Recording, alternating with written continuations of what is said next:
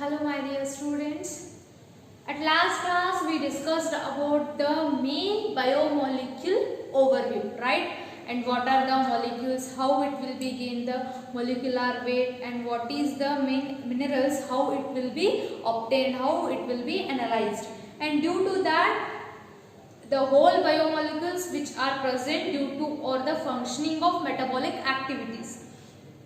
Based on that metabolic activities, in that the performing metabolites, due to that metabolites they are divided into two type of metabolites: primary metabolites, secondary metabolites, right? And primary metabolites which are directly involved in the functioning, like carbohydrate, proteins, lipids, right?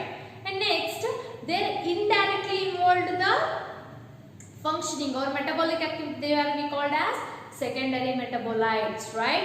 And these metabolites are alkaloids, rubber, resin, this type of elements, tannin, terpenoid, this like, okay? And next, these secondary molecules which are very minute in number, but they are necessary, they are indirectly functioning.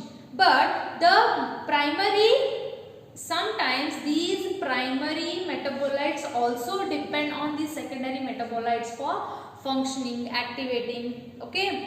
And next, the biomolecules overall they have some molecular components found as the acid soluble pole or acid soluble molecules. They are sometimes the molecular weight. Molecular weight means when it will be dry or dry and the weight and carry ಮಾಡ್ತಾರೆ, that is a molecular weight. ಆ molecular weight ಎಷ್ಟಿರುತ್ತೆ? 18 to 800 daltons ಇರುತ್ತೆ. ಇದರೊಳಗ acid soluble pole ಅಥವಾ acid soluble molecules ಒಳಗ ಆ molecules ಯಾವಾಗಿರ್ತಾವ್ರಿ? Some molecules. In next, acid insoluble fractions means acid insoluble ಆಗುವಂತ molecules ಏನಾಗಿರ್ತವೆ? 1000 daltons above ಇರ್ತವೆ. They are 1000 daltons, like they have proteins, nucleic acid, polysaccharides and lipids. Okay, ಇವೆಲ್ಲಾನು ಏನಾಗಿರ್ತವು? Up to ಇಲ್ಲಿಸ್ತನ they are 10,000 daltons except the lipids. Okay, in next ಈ ಏನ daltons ಏನು carry ಮಾಡ್ಯಾವಲ್ಲ, ಈ daltons space ಮೇಲೆ ಏನು ಮಾಡ್ಯಾವ ನಾವು? The molecule, the chemical compounds, these all are chemical compound, ಇವೆಲ್ಲ chemical compound ರೀ. ಇದರದ daltons ಅಂದ್ರೆ molecular weight base ಮೇಲೆ ಏನು ಮಾಡ್ಯಾವ ನಾವು? Two types of molecules ಅದಾವಪ್ಪ ಅಂತ ಏನು ಮಾಡ್ಯಾವ ನಾವು? ಡಿವೈಡ್ ಮಾಡ್ಯಾವ. Two types molecule ಅಂದ್ರೆ ಎಂತವು ಅಂತಂದ್ರ, one micro means small in number or small in size or small molecular weight.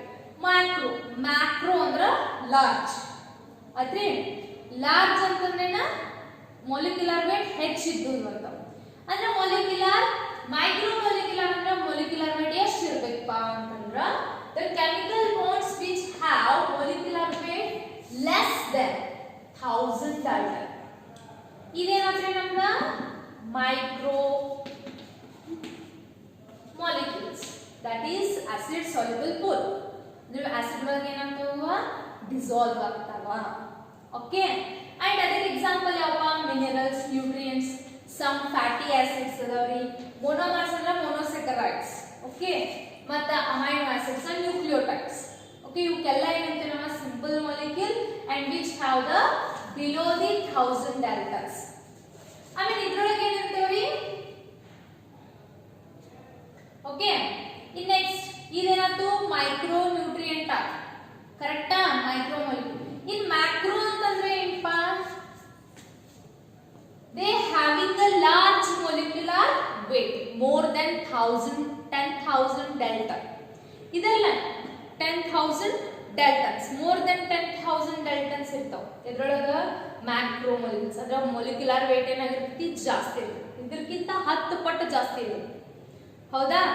Next ಇದರೊಳಗೆ ಎಕ್ಸಾಂಪಲ್ ಯಾವ ತಗೊಂಡಾರಪ್ಪ? ಫಸ್ಟ್ ಪ್ರೋಟೀನ್ ಎಷ್ಟಿರ್ತೈತಿ? Molecular weight 38,000 daltons. And next nucleic acid, polysaccharide, proteins, these are the examples for macronutrients. ಇದನ್ನ 1 mark ಕೇಳ್ತಾರೆ. what are micronutrient or what are macromolecules and macromolecules. ನೋಡಿ, macromolecules ಬರಬೇಕು. Micro nutrient ಅನ್ನ ಮತ್ತೆ ನಿಮ್ ನೆಕ್ಸ್ಟ್ ಚಾಪ್ಟರ್ ಒಳಗೆ ಬರ್ತಿದ್ರಿ minerals and nutrition ಒಳಗೆ, ಅದನ್ನ ಬೇರೆ. ಮ್ಯಾಕ್ರೋ ಮಾಲಿಕ್ಯೂಲ್ಸ್ ಅಂತಂದ್ರೆ 10,000 ಅಬೋ ಮಾಲಿಕ್ಯುಲರ್ ವೇಟ್ ಇರಬೇಕು. ಮೈಕ್ರೋ ಅಂತಂದ್ರೆ ಬಿಲೋ 1000 ಮಾಲಿಕ್ಯುಲರ್ ವೇಟ್ ಇರಬೇಕು. ಅರ್ಥ ಐತ್ರಿ? This one we called as macro molecules and micro molecules. Based on these all character ಏನ್ ಮಾಡೋಣ್ರಿ ನಾವು ಒನ್ ಬೈ ಒನ್ ಮಾಲಿಕ್ಯೂಲ್ಸ್ ನ ಸ್ಟಡಿ ಮಾಡ್ಕೊಂತ ಹೋಗೋಣ. ಫಸ್ಟ್ ಒನ್ ಯಾವ್ದ್ರಿ? The protein. Okay, protein structure ಹೆಂಗಿರುತ್ತೆ? It is a very essential molecule for body functioning. ಯಾವ್ದ function ಆಗ್ಬೇಕಂತಂದ್ರೂ protein is must and should require. ಎದಕ್ಕೆ ಬೇಕಪ್ಪ? ಮೇನ್ DNA ಸಿಂಥಸಿಸ್ ಪ್ರೋಟೀನ್ ಬೇಕು. Enzyme are nothing but enzymes are modified by, ಅಥವಾ enzymes ಎದ್ರಿಂದ ಆಗ್ತಾವಪ್ಪ ಅಂತಂದ್ರೆ ಪ್ರೋಟೀನ್ದಿಂದ ಆಗ್ತಾವ. ಕರೆಕ್ಟಾ? ಆಮೇಲೆ ಮತ್ತೆ ನಮ್ಮ ಬಾಡಿ ಒಳಗೆ ಅಮೈನೋ ಆಸಿಡ್ಸ್ ಅದು ಫಾರ್ಮೇಶನ್ ಅಂದ್ರೆ this are nothing but proteins. ಆಮೇಲೆ ನಮ್ಮ ಬಾಡಿ ಒಳಗೆ ಯಾವ್ದೋ ಫಂಕ್ಷನಿಂಗ್ ರನ್ ಆಗ್ಬೇಕಾಗಿತ್ತಂತಂದ್ರೆ ಅದನ್ನ ಟ್ರಾನ್ಸ್ಫರ್ ಮೆಸೆಂಜರ್ನ ಕಳಿಸುವಂತ messenger RNA also the proteins. Understood? Okay, ಈಗ ಏನು ನೋಡಿದ್ರಿ next the structure of protein will study. Okay,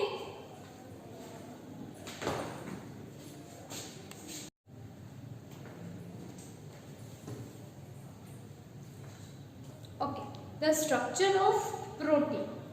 Before we are going to through structure, we basically know what is protein. The proteins are nothing but these are a polymer. Polymer means what? ಇಂತ monomers ಗಳು ಕೂಡ ಏನಾಗಿರುತ್ತೆ? ಒಂದು group ಆಗಿರುತ್ತೆ. ಅಂದ್ರ amino acids ಗಳು ಕೂಡ ಏನಾಗಿರುತ್ತೆ? ಅಂದ್ರೆ ಪ್ರೋಟೀನ್ ಆಗಿರುತ್ತೆ. ಹೌದಾ? ಇಂತ ಸಿಂಗಲ್ monomers ಗಳು ಕೂಡ ಏನಾಗಿರುತ್ತೆ? ಅಂದ್ರೆ polymer formation ಆಗಿರುತ್ತೆ. Protein is a polymer. It is a molecule. Okay, ಈ ಪ್ರೋಟೀನ್ಸ್ ಏನಂತೀವಿ ನಾವು? ಪಾಲಿಪೆಪ್ಟೈಡ್ಸ್ ಅಂತ. ಪಾಲಿಪೆಪ್ಟೈಡ್ಸ್ ಯಾಕಂತೀವಪ್ಪ ಅಂತಂದ್ರೆ they are linear chain of amino acids. ಅಂದ್ರೆ ಲೀನಿಯರ್ ಚೈನ್ ಆಫ್ ಎದ್ರಿಂದ ಮೇಡಪ್ ಆಫ್ ಆಗಿರ್ತೈತಿ? ಅಮೈನೋ ಆಸಿಡ್ ದಿಂದ ಮೇಡಪ್ ಆಫ್ ಆಗಿರ್ತೈತಿ. ಈಚ್ ಅಮೈನೋ ಆಸಿಡ್ ಏನಾಗಿರ್ತಾವ ಎದ್ರಿಂದ ಲಿಂಕ್ ಆಗಿರ್ತೈತಿ ಅಂದ್ರೆ ಪೆಪ್ಟೈಡ್ ಬಾಂಡ್ ದಿಂದ ಏನಾಗಿರ್ತೈತಿ? ಲಿಂಕ್ ಆಗಿರ್ತೈತಿ. ಅಂದ್ರೆ ಪೆಪ್ಟೈಡ್ ಬಾಂಡ್ ದಿಂದ ಆಗಿರ್ತೈತಿ. Under the link between amino acid, the bond present between the two amino acid is again the peptide bond. These amino acids ko ಕೂಡ ಏನಾಗ್ತಪ್ಪ ನಮಗೊಂದ protein formation ಆಗುತ್ತೆ due to the bond the peptide. The poly means ಬಹಳಷ್ಟು amino means poly. Peptide group is the polypeptides. Understood? Next, ಇದರ basic unit ಯಾವಪ್ಪ ಅಂದ್ರೆ amino acid. Amino acid ಅಂದ್ರೆ basic building blocks of protein. ಅಂದ್ರೆ ಒಂದು protein ಆಗ್ಬೇಕಂತಂದ್ರೆ ಅದಕ್ಕೆ basic unit ಏನಿರಬೇಕು? ಅಮೈನೋ ಆಸಿಡ್ಸ್ ಇರಬೇಕು. ಈಗ ಹೆಂಗ ಒಂದು ಆರ್ಗನ್ ಅಥವಾ ಒಂದು ಟಿಶ್ಯೂ ಆಗ್ಬೇಕಂತಂದ್ರೆ ಬೇಸಿಕ್ ಸೆಲ್ ಬೇಸಿಕ್ ಯೂನಿಟ್ ಯಾವ್ದು? Structural and functional unit of organism cell ಅಂತಲ್ಲ, ಹಂಗ structural and functional unit of protein ಏನಂತೀವಿ ನಮ್ಮ? Amino acid. ಈ ಅಮೈನೋ ಆಸಿಡ್ಸ್ ಒಳಗೆ ಏನೇನು ಇರುತ್ತಪ್ಪ? What is the structure of amino acid ಅಂತಂದ್ರೆ ಈ ಅಮೈನೋ ಆಸಿಡ್ ಒಳಗೆ 3 ಟೈಪ್ ಆಫ್ ಗ್ರೂಪ್ಸ್ ಇರ್ತಾವೆ. 3 ಟೈಪ್ಸ್ ಆಫ್ ಎಲಿಮೆಂಟ್ಸ್ ನಾವು ಕಾಣ್ತೀವಿ. ಯಾವಪ್ಪ? ಫಸ್ಟ್ ಒನ್ ಅಮೋನಿಯಂ ಗ್ರೂಪ್ ಇರುತ್ತೆ, next carboxylic group and last one R group. R group ಅಂತಂದ್ರೆ ಇದು ಫಂಕ್ಷನಲ್ ಗ್ರೂಪ್. ಈ ಫಂಕ್ಷನಲ್ ಗ್ರೂಪ್ ಮೇಲೆ ಏನಾಗಿರುತ್ತೆ? The amino acids are different from each other. ಒಂದು ಅಮೈನೋ ಆಸಿಡ್ ಇಂದ ಇನ್ನೊಂದು ಅಮೈನೋ ಆಸಿಡ್ ಡಿಫರ್ ಆಗೋದು ಹೆಂಗ? ಈ ಆರ್ ಗ್ರೂಪ್ ದಿಂದ. ಹೆಂಗಂತ ಆಮೇಲೆ ನೋಡೋಣ. ಫಸ್ಟ್ ನೋಡಿ, ಇದ ಫಂಕ್ಷನಲ್ ಗ್ರೂಪ್. ಓಕೆ, ಈ ಸಿ ಕಾರ್ಬನ್ ಏನಾಗಿರ್ತೈತಿ? ಅಮೋನಿಯಾ ಟಚ್ ಆಗಿರ್ತೈತಿ. ಒಂದ ಕಡೆ ಏನಾಗಿರ್ತೈತಿ? ಕಾರ್ಬಾಕ್ಸಿಲಿಕ್ ಗ್ರೂಪ್ ಟಚ್ ಆಗಿರ್ತೈತಿ. ಬೇಸ್ಡ್ ಆನ್ ದೀಸ್ ದ ನಿಮಗೆ ಸಿಲೆಬಸ್ ಕೊಟ್ಟಿರುವಂತ ಸ್ಟ್ರಕ್ಚರ್ಸ್ ಇವು ನೆನಪಿಟ್ಕೊಳ್ಳಿ. Structures are most important. ನಿಮಗೆ ಕೇಳ್ತಾರೆ ಎಕ್ಸಾಮ್ ಒಳಗೆ. ನೋಡಿ, ಈ ಕಾರ್ಬನ್ CH ಆದ್ರೆ ಡಿಫರೆಂಟ್ ಅನ್ಕೋಬೇಡಿ. ಈಗ ಅದ್ರಾಗೆ ಬರೋದು ನೋಡಿ, CH ಇಲ್ಲಿ ಕಾರ್ಬಾಕ್ಸಿಲಿಕ್ ಗ್ರೂಪ್ ಅಂಡ್ NH2. ಆಮೇಲೆ ಏನ ಆರ್ ಗ್ರೂಪ್ ಇದ್ರೆ ಅಲ್ಲೇ ಏನಂತ H. ಅದನ್ನೇ ನಾವು ಹಿಂಗೆ ರಿವರ್ಸ್ ಬರ್ದ್ವಿ ಅಂತಂದ್ರೆ ನಮ್ಗೆ ಹಿಂಗ್ ಸ್ಟ್ರಕ್ಚರ್ ಬರುತ್ತೆ. ಈಗ ಬರೆದ್ರು ಕರೆಕ್ಟ್, ಈಗ ಬರೆದ್ರು ಕರೆಕ್ಟೇ. Okay, don't worry. ಅದೇ H ಇದ್ದ ಸ್ಪ್ಲಿಟ್ ಅಪ್ ಮಾಡಿ ಮಾಡಾರ ಹಿಂಗ್ ಬರ್ತದೆ. This one, this one, this one. Okay, and next ಈಗ ನೋಡಿ, ಇದರ ಫಂಕ್ಷನಿಂಗ್ ಗ್ರೂಪ್ ಒಂದು ಎಕ್ಸ್ಟ್ರಾ H ಗ್ರೂಪ್ ಆಗಿರುತ್ತೆ. ಇದು ಈ ಅಮೈನೋ ಆಸಿಡ್ ಏನಂತ? ಗ್ಲೈಸಿನ್ ಅಂತ ಅಥವಾ ಗ್ಲೂಟೆನಿನ್ ಅಂತ ಕರೀತೀವಿ. ನೆಕ್ಸ್ಟ್ ಇದ ಫಂಕ್ಷನಲ್ ಗ್ರೂಪ್ ಅಮೋನಿಯಾ ಆಗಿತ್ತು, ಸಾರಿ ಮೀಥೇನ್ ಆಗಿತ್ತಂದ್ರೆ that one is we called as alanine. ಇದು ಗ್ರೂಪ್ ಆಗಿತ್ತಂದ್ರೆ that one is ಸೆರಿನ್.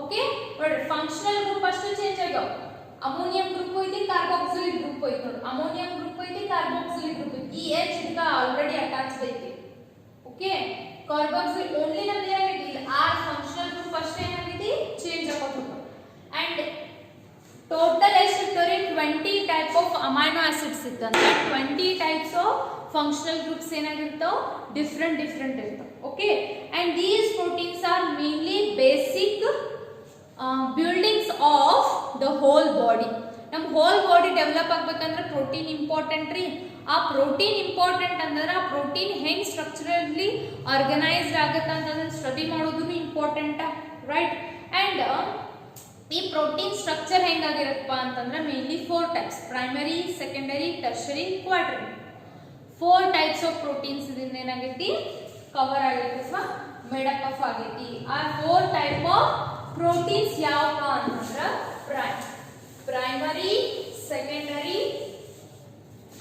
and last one tertiary ಇದು ಪ್ರೋಟೀನ್ ಕಾರ್ಬೋಹೈಡ್ರೇಟ್ ಇಂಪಾರ್ಟೆಂಟ್ ಇವೆಲ್ಲ ಇಂಪಾರ್ಟೆಂಟ್ ನೋಟ್ ಡೌನ್ ಮಾಡ್ಕೊಂಡ ಸಣ್ಣಂಗೆ ನೆನಪಿಟ್ಕೊಳ್ಳಿ so ನಿಮಗೆ exam purpose these are the most important functions of amino acids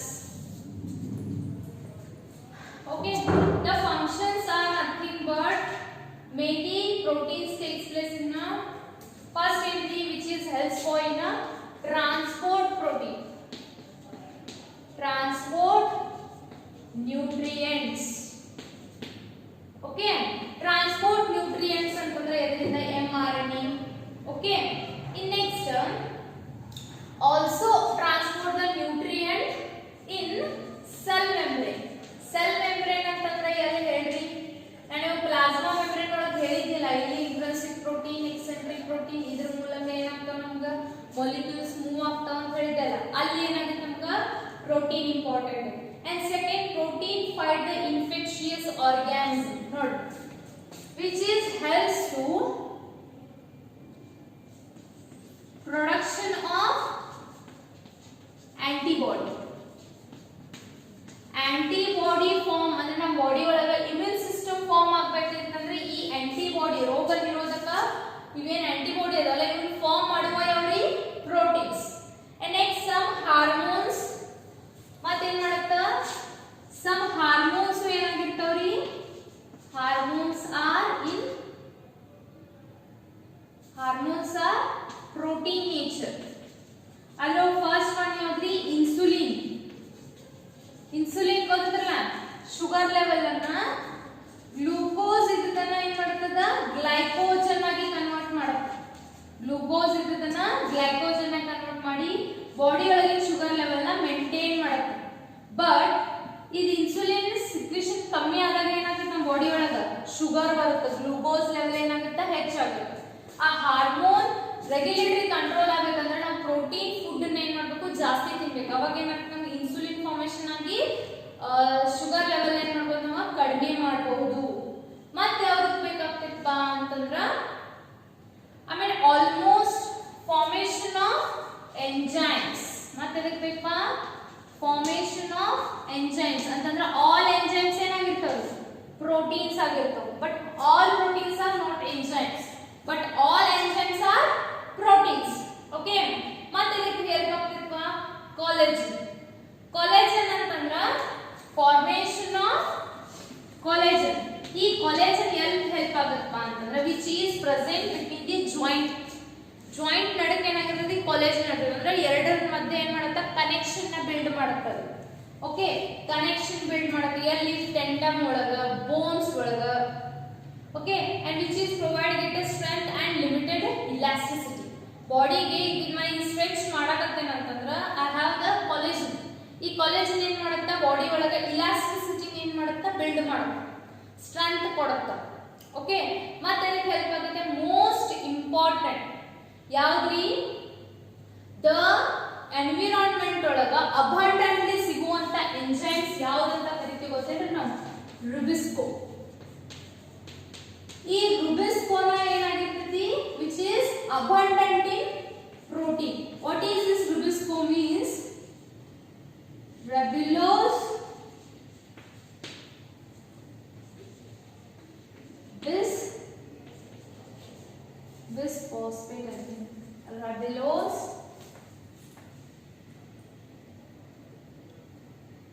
Ribulose biphosphate.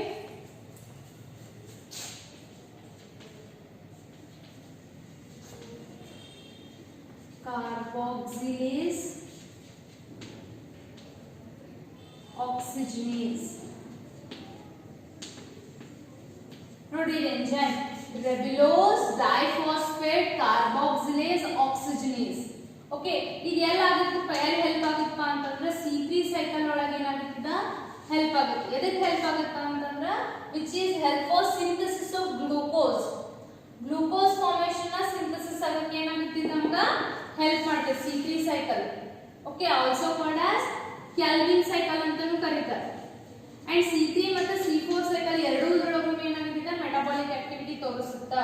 ನೋಡ್ರಿ, ನೀವು one mark question ಕೇಳ್ತಾರೆ, most abundant enzymes in environment ಅಂತಂದ್ರೆ ನೀವು ರಬಿಸ್ಕೋನ ಬರೀಬೇಕು. Okay, and in next class, ಇವತ್ತಿನ ಕ್ಲಾಸ್ ಒಳಗೆ ನಾವು ಏನೇನು ಕಲ್ತೀವಿ, ಮೇನ್ಲಿ ದ ಮಾಲಿಕ್ಯೂಲ್ಸ್.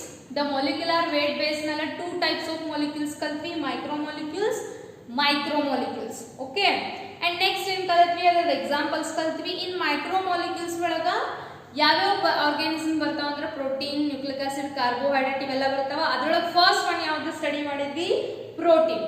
ಪ್ರೋಟೀನ್ ಅಂತಂದ್ರೆ it is a polypeptide and it is a polymer of amino acid.